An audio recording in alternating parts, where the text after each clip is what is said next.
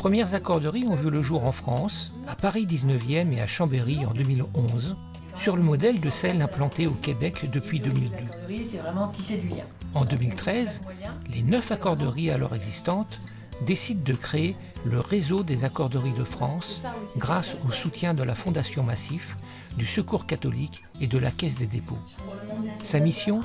Appuyer la dynamique d'essaimage et de développement du concept d'accorderie sur tout le territoire national. Depuis, 39 autres accorderies ont ouvert, dont 35 sont toujours en activité. En 2023, près de 14 000 accordeuses et accordeurs font vivre le concept. Quelqu'un veut monter une accorderie, on a un schéma d'accompagnement global au réseau, c'est une journée d'information. Et quand il y a un certain nombre d'étapes qui sont passées, on propose 2 journées de formation à des groupes porteurs de projets. Et après, on a un accompagnement qui est plus spécifique. Et le temps d'accompagnement des porteurs sensibilise les gens qui rendent. On voit un petit peu le fonctionnement du réseau, les principes et les valeurs d'une accorderie, le fonctionnement en interne d'une accorderie. Et l'objectif un peu de ce type de formation, c'est vraiment de se mettre d'accord en fait sur un cadre, faire culture commune autour de ce cadre-là, et ensuite de faire de l'échange de pratiques entre les accorderies et permettre de croiser les regards, voilà, sur les différents temps qu'une accorderie ou qu'un accordeur peut vivre au sein de sa structure. Souvent, ils ont le désir après de s'impliquer plus parce qu'ils ont mieux compris le système, ils ont mieux compris les valeurs, ils ont mieux compris l'intérêt d'une accorderie.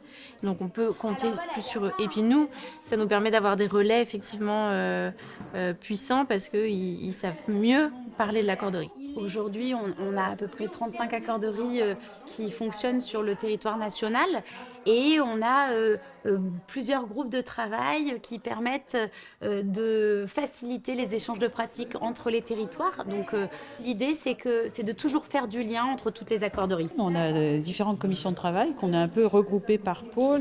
On a ce qu'on appelle le pôle dynamique territoriale, c'est comment les accorderies d'un même territoire s'organisent entre elles.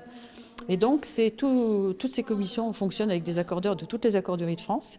Et ces commissions nomment après des référents qui viennent constituer le conseil d'administration du réseau. Pour moi, c'est essentiel d'être là. Je véhicule aussi beaucoup en allant dans les réunions qui sont au-delà de la Charente-Maritime, un peu mon côté militant des missions et des objectifs du réseau des accorderies. Et au départ, que ce soit pour le réseau ou que ce soit par les accorderies, quand elles ont commencé à se créer, c'était du très classique. Conseil d'administration, bureau, président, coprésident, assemblée générale classique en forme grande messe, etc., etc. Et puis petit à petit, les accordeurs qui sont arrivés en disant « je comprends rien ». Ça m'intéresse pas, je m'y retrouve pas en termes de place, c'est toujours les mêmes qui prennent les décisions, on joue pas la diversité, on n'a pas la diversité dans ce conseil d'administration, c'est toujours les mêmes qui prennent la parole. Et les accorderies ont commencé effectivement à innover. Nous, on est venus en soutien au niveau du réseau en proposant des formations, des intervenants extérieurs, des méthodologies qui ont aidé les accorderies à s'inspirer des méthodes de gouvernance partagée, de sociocratie, etc. pour commencer à expérimenter des nouvelles choses. Alors vous n'avez pas toutes les accorderies en gouvernance partagée, vous n'avez pas exactement le même système dans des accorderies. Il y a certaines accorderies qui continuent à fonctionner sur le système classique. Pourquoi ? Parce que le système classique, il est rassurant. Il est connu des partenaires, il est identifié parfois par les porteurs de projets. Et quand on crée une accorderie, parfois le système classique, c'est la bonne méthode au bon moment, au bon endroit, avec les bonnes personnes. Et puis quand on commence à ouvrir l'accorderie, quand les partenaires commencent à nous faire confiance et à comprendre que ça claque des portes, ça expérimente, ça innove, et c'est ça aussi le cœur d'une accorderie, on se permet de faire des choses et on se permet d'innover. On peut avoir des rêves, on s'autorise à avoir des rêves, et qu'ils ne sont pas mis à la poubelle, comme on peut avoir dans la société civile, mais qu'en effet, c'est correct, c'est juste pour nous et c'est juste pour si avec les autres qui sont avec nous. J'ai un peu l'impression qu'en fait, l'accorderie se fabrique chaque année.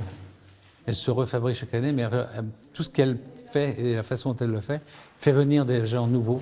C'est une grande famille, c'est une grande communauté où chacun, c'est plus que la famille, parce qu'en fait, chacun est respecté dans ce qu'il est. Et on tient compte de l'autre et on n'impose pas à l'autre sa façon de penser.